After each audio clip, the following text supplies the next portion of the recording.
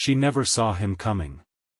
But he was the only reason she didn't hit the cold marble floor. As the blind billionaire lost her balance on the grand staircase of a crowded charity gala held under the bright afternoon sun, dozens of highly trained bodyguards froze for one fatal second, terrified of touching her without permission. Cameras flashed, guests gasped, and time seemed to stop. Then, from the back of the crowd, a struggling single father ignored every shouted warning, pushed through the wall of security, and caught her just before her head struck the stone steps. That single act of courage changed 2 broken lives forever. If you believe kindness should never be punished, that forgiveness is stronger than pride, and that everyone deserves a second chance, please like this video, leave a comment, share it with someone you love, and subscribe to our channel to become part of our community. The annual charity fundraiser filled the historic City Museum with laughter, polished shoes, expensive suits, and carefully rehearsed smiles. Sunlight streamed through enormous glass windows, turning the marble floors into rivers of gold. Wealthy donors spoke confidently about changing the world while photographers chased every famous face. At the center of attention stood Eleanor Whitmore, one of the youngest self-made billionaires in America. Although magazines praised her business genius, very few people understood the quiet battle she fought every day. 5 years earlier, a rare neurological illness had stolen her eyesight completely. She refused to let blindness define her, memorizing every building she entered, every hallway she walked, and every speech she delivered. Her confidence inspired millions, but only those closest to her knew how exhausting it was to appear fearless every single day. Across the room stood Rowan Mercer, wearing a neatly pressed but inexpensive jacket that had seen better years. He had not come to impress anyone. He had been invited because the local community center where he volunteered had received a small grant from Eleanor's foundation. Rowan had spent the last 6 years raising his 8-year-old daughter, Maisie, after losing his wife to cancer. Every morning he packed lunches, braided messy hair after watching countless online tutorials, worked construction jobs whenever work was available, and somehow still found time to volunteer helping struggling families repair their homes. Money was always scarce, but kindness never was. Maisie had begged to attend the event after hearing there would be children's art displays in the museum. Rowan had borrowed a clean jacket from a neighbor and promised they would only stay long enough to thank the foundation before quietly leaving. He felt painfully out of place among luxury watches and designer dresses, but Maisie squeezed his hand proudly, reminding him that good people belonged everywhere. Eleanor began walking toward the stage to announce a new scholarship program for children who had lost a parent. She counted every familiar step in her mind exactly as she had practiced dozens of times before. Unknown to her, a maintenance worker had temporarily moved one decorative railing several inches while adjusting a floral arrangement. That tiny change destroyed the mental map she depended on. Her foot landed on empty space, the room inhaled in horror, her body leaned forward. Security agents hesitated, afraid that rushing simultaneously might knock her even harder. Before anyone else reacted, Rowan saw what was happening. He released Maisie's hand, apologized as he squeezed through stunned guests, and lunged forward with every ounce of strength he possessed. His shoulder struck one bodyguard aside as he reached Eleanor just in time, wrapping one arm around her back while protecting her head with the other. They both fell awkwardly onto one knee, but her skull never touched the unforgiving marble. Silence swallowed the room, then came shouting. Several guards immediately surrounded Rowan, assuming he had attacked their employer. One grabbed his arm while another demanded identification. Rowan never argued. He simply kept asking if Eleanor was hurt. Eleanor slowly steadied her breathing. Instead of fear, she felt the steady heartbeat of the stranger who had caught her. She realized his hands were trembling far more than hers. She quietly asked everyone to step back. The guards obeyed instantly. She reached out carefully until her fingertips found Rowan's sleeve. She thanked him. The gratitude in her voice carried no performance, no billionaire polish, only genuine relief. For the first time in years, someone had acted without worrying about status, permission, or appearances. He had simply seen another human being in danger. Reporters surrounded them immediately, microphones appeared from every direction. They expected a dramatic headline about security failures. Instead, Eleanor insisted that the unknown father and his daughter be seated beside her during lunch. the decision shocked everyone. Maisie could barely believe they were sitting beside one of the world's most admired business leaders. She nervously admitted she wanted to become an architect someday because buildings should make people feel safe instead of scared. Eleanor smiled warmly.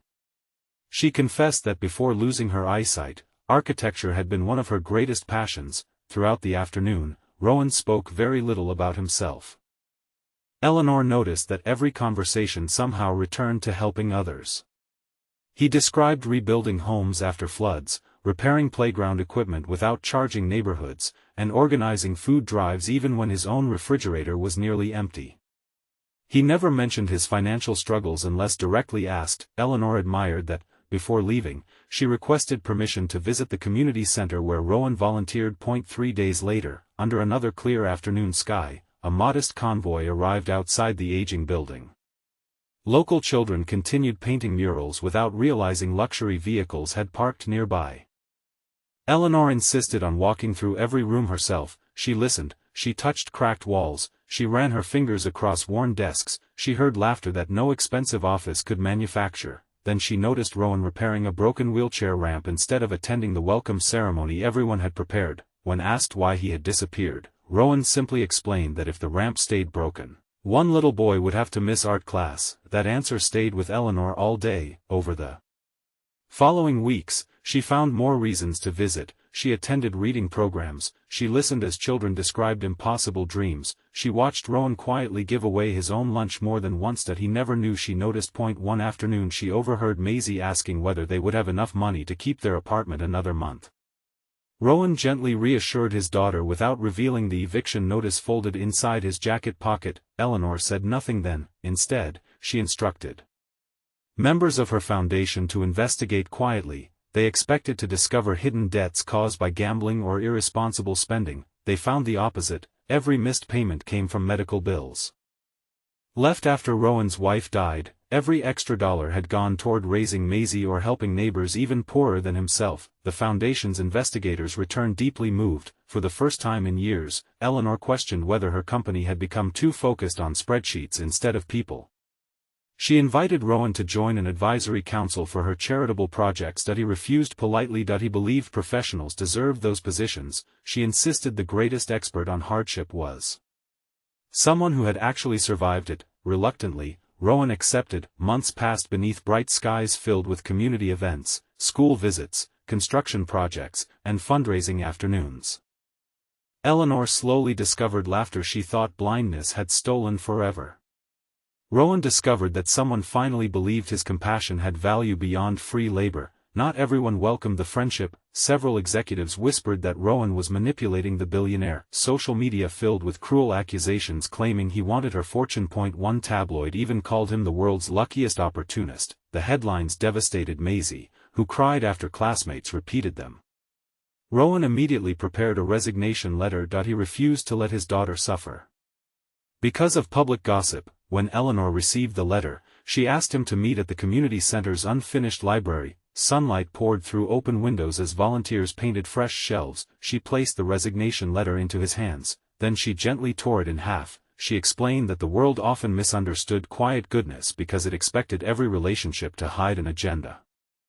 She refused to lose the one person who had never asked her for anything. Instead of leaving, Rowan suggested complete transparency. Every financial decision involving the foundation would be reviewed independently, every meeting would include multiple witnesses, every accusation would be answered with honesty instead of anger. The strategy worked. Gradually, critics ran out of rumors. Meanwhile, the advisory council transformed Eleanor's foundation completely. Scholarships expanded, affordable housing projects multiplied, free childcare centers opened, blind students received advanced technology, single parents gained emergency assistance without endless paperwork. Every new initiative carried one simple question Rowan always asked before approving anything: would this restore someone's dignity? That question reshaped millions of dollars in charitable giving. A year later, the museum invited Eleanor back to celebrate the foundation's record-breaking impact. The ceremony took place in the same grand hall where she had nearly fallen. This time, one important change had been made. Every staircase featured improved accessibility. Every walkway included tactile guidance. Every public event planner in the City adopted similar standards after learning from her experience. Standing before hundreds of guests, Eleanor admitted something she had never confessed publicly. She said losing her eyesight had convinced her she needed perfect control over every moment because asking for help felt like weakness. Falling on those stairs had taught her the opposite. Real strength sometimes arrived through unexpected hands.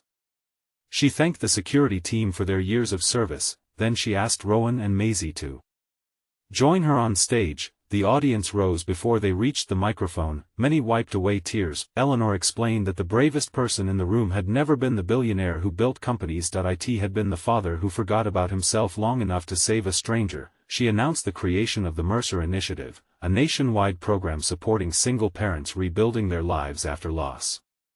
Rather than naming it after herself, she wanted every struggling father and mother to remember that ordinary compassion could change history. Rowan stood speechless. Maisie wrapped her arms around him, unable to stop crying that he had spent years believing the world barely noticed people like him. Now thousands of families would receive hope because one desperate father had refused to stay still when someone needed help. As applause echoed beneath the bright afternoon sunlight pouring through the museum windows, Eleanor reached for Rowan's hand, not because she could not stand alone, but because true friendship had become one of the greatest gifts life had ever given her.